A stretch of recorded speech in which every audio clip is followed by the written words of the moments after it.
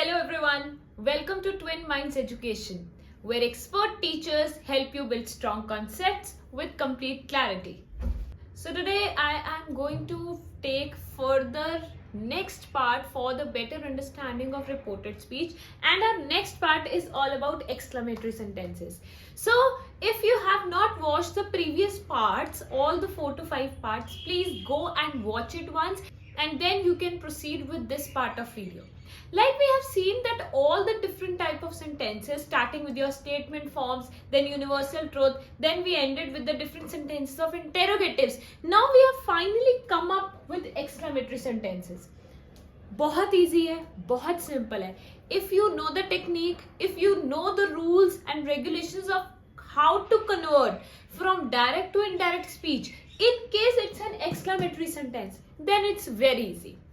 देखिए, when we were discussing interrogative type of sentences in the context of reported speech, we have seen कि उसमें कई rules हैं. आप उसे recognize कैसे करते हैं? जब last में question mark होता है, ठीक है. इसमें क्या करना है आपने? इसमें whensoever the sentence will be in front of you, the direct speech. For example, my mother said, alas. इसके बाद आप देख रहे हैं ये कौन सा mark है? ये आपका exclamatory mark है. Alas, my son is sick. ठीक है जी. तो आपने जैसे ही देखा कि एक्सक्लेमेशन मार्क है, it means that my mind will now revolve around the rules and regulations of exclamatory sentence. आइए देखते हैं कैसे कन्वर्जन होगी. देखिए, सबसे पहले आपको क्या करना है, माय मदर. यहां तक तो बहुत सिंपल है. आगे आपने क्या करना है, because we are dealing with exclamatory sentences, so you will be using the word exclaimed. ठीक है जी. जैसे रिपोर्टेड स्पीच में आप आस्क लगाते हैं, वैसे ही एक्सक्लेमेटरी सेंटेंसेस में एक्सक्लेम्ड. अब एक बड़ा अच्छा पॉइंट और बड़ा मजेदार सा पॉइंट है. वो क्या पॉइंट है? You have to read the entire sentence and you have to recognise the sentence is in which mood. Tone क्या है? सॉरोफुल है, सैड है, अपसेटिंग है, हैप्पी है, एक्साइटिंग है. अब देखिए, इफ आई री read the sentence, it is My mother said, alas, my son is sick. एक माँ है जो बहुत बीमार है और वो कह रही है कि मेरा बेटा जो है वो बहुत सिक, मतलब बीमार पड़ा है. इसका मतलब परेशानी होगी, खुश तो नहीं हो सकती. ठीक है. So exclaimed with sorrow that. बाकी चेंजेस देखिए वैसे ही है. Her son was sick. अच्छा, एक बात याद रखिए, लास्ट पार्ट में when we were doing interrogative type sentences, तो मैंने आपको एक चीज बताई थी कि दैट जो है वो ओमिट हो जाता है और इफ लगता है यस नो टाइम पे.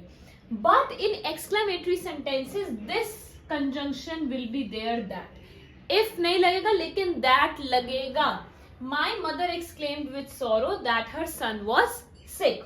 आइए नेक्स्ट देखते हैं. I exclaim. ये तो आपने देखिए, एक्सक्लेम्ड वर्ड तक तो आपने लिखना ही लिखना और उसमें एज सच कोई चेंजेस नहीं है. अब मूड देखते हैं. How lovely the painting is. मैंने एक पेंटिंग देखी और वो देखने में बहुत सुंदर है. It means that I am happy, I am excited to see the painting. Okay. I exclaimed with delight.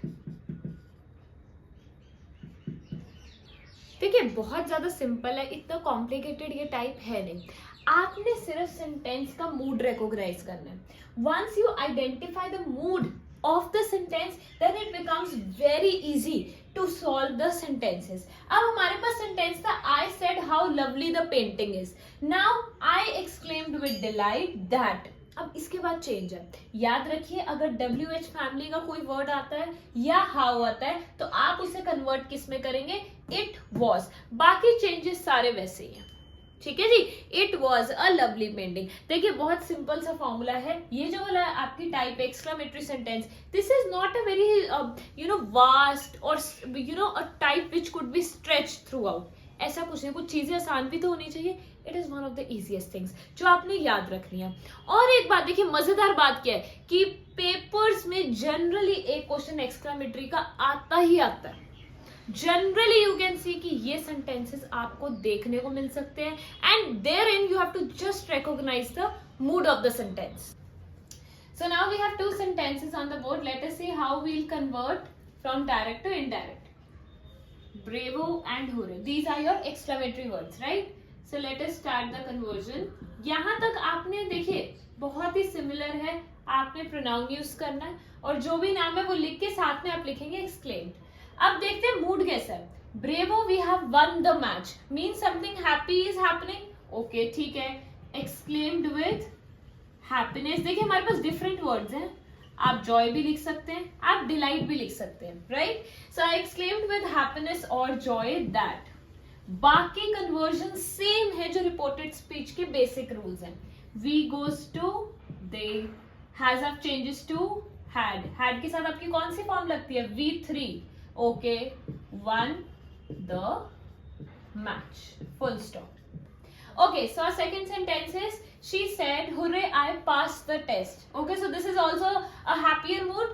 So she exclaimed with joy that. अब ये I कौन है? I is a girl who is talking. Okay, she. अब आप देखिए जो past है, it is the V2 form.